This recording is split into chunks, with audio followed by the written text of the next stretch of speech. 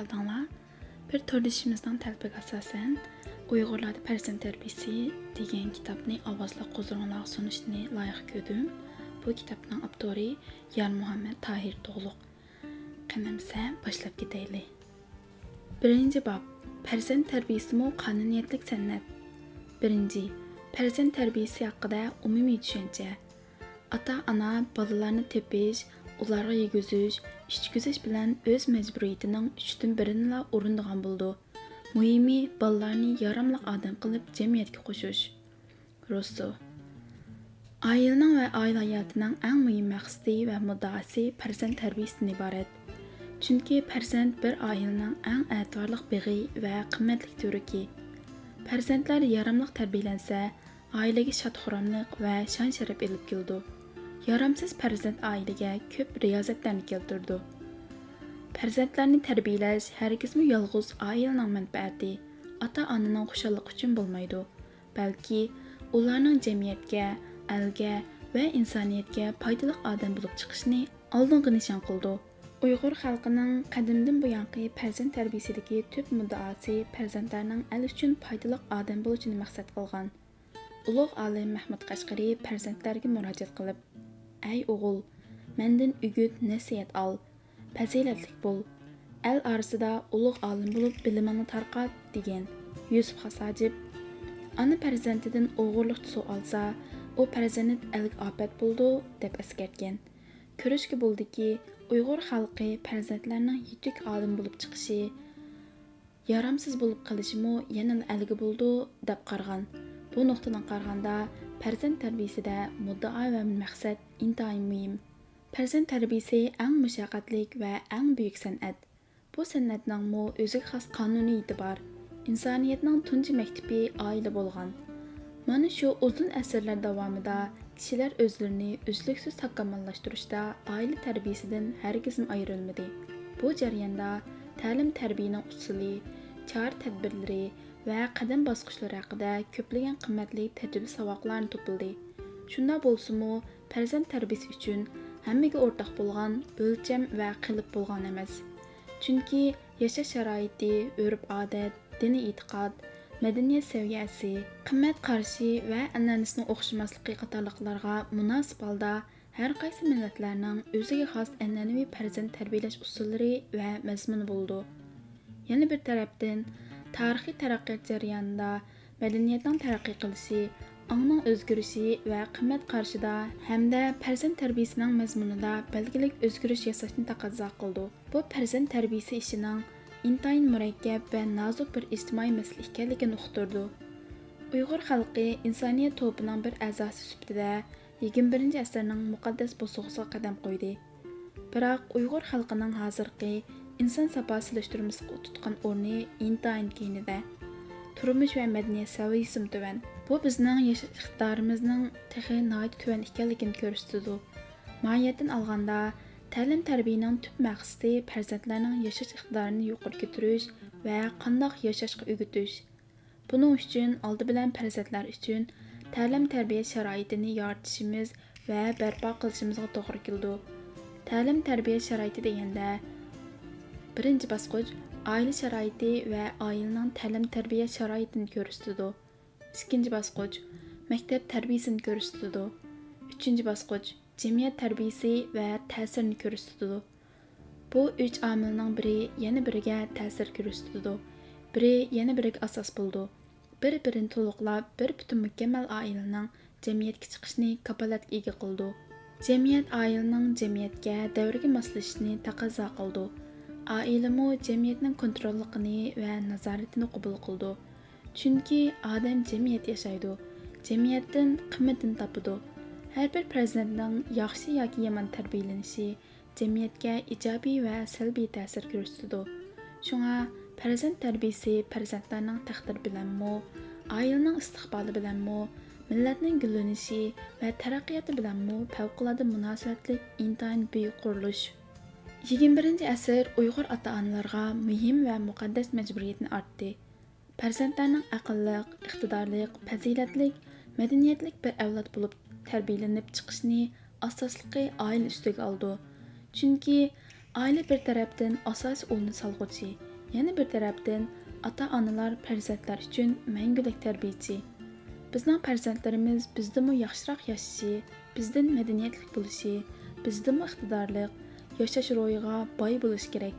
Biz tabiatimiz nuqtasidan madaniyatlik millat bo'layli yoki keyin madaniyat jihatda chekingan bo'layli, uning bilan hisoblashib o'tirish ko'p natija bermas. Unumli natija beradigan hozirgi, bugungi holimizga o'ptaroq nazar solish. Biz o'zimizning nazarimiz va ko'zimiz bilan o'zimizni baholashdan ko'ra, taraqqiy topgan xalqlarning bizga qandoq nazar bilan qarayotganligini, qandoq baho berayotganligini o'zimizni baholashning o'lchim qilayli. Suyimlik ata-onalar, biz farzandlarimizning onaning qursqida qandoq tug'ilgan bo'lsa, yana shu peticha bu dunyodan ketishiga taqat qilsak bo'lmaydi. Ular bu dunyoda ko'proq narsalarni o'rgansin, o'zining odam ekanligini his qilsin.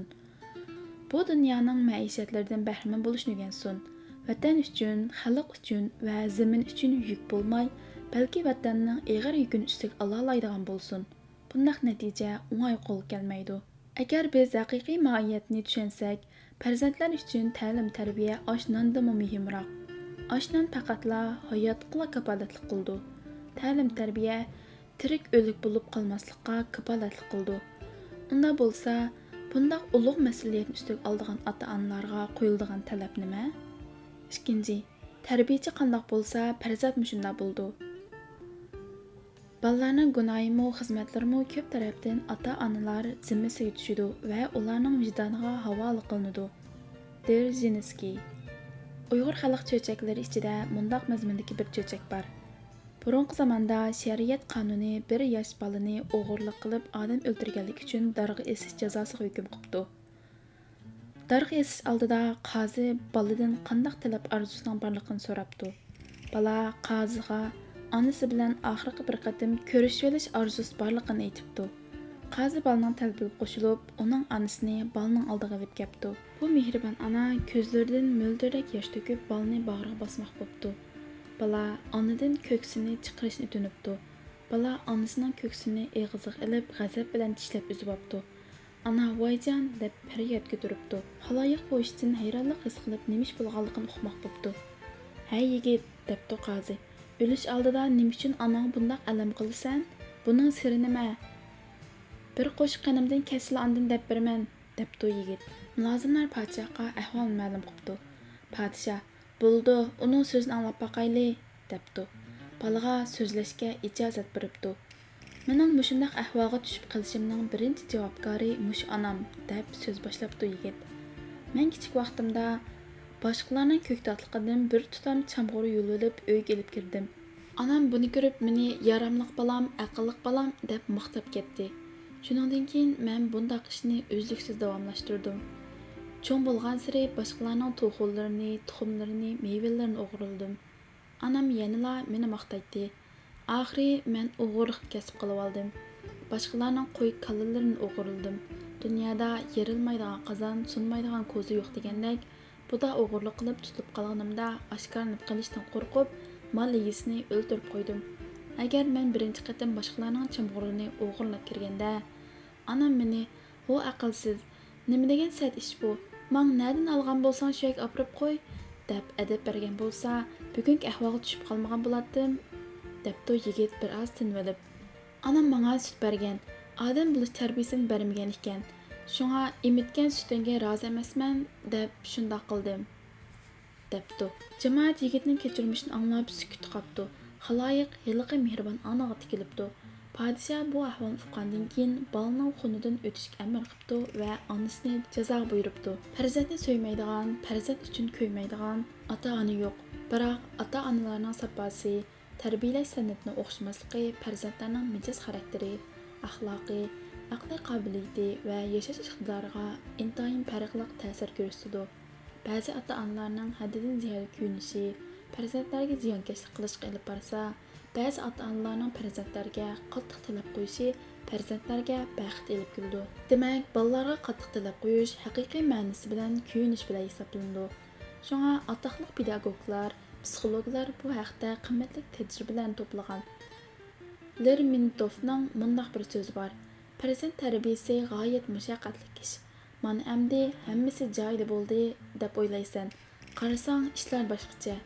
Hammasi əmdi boshlanayotgan bo'ldi degan.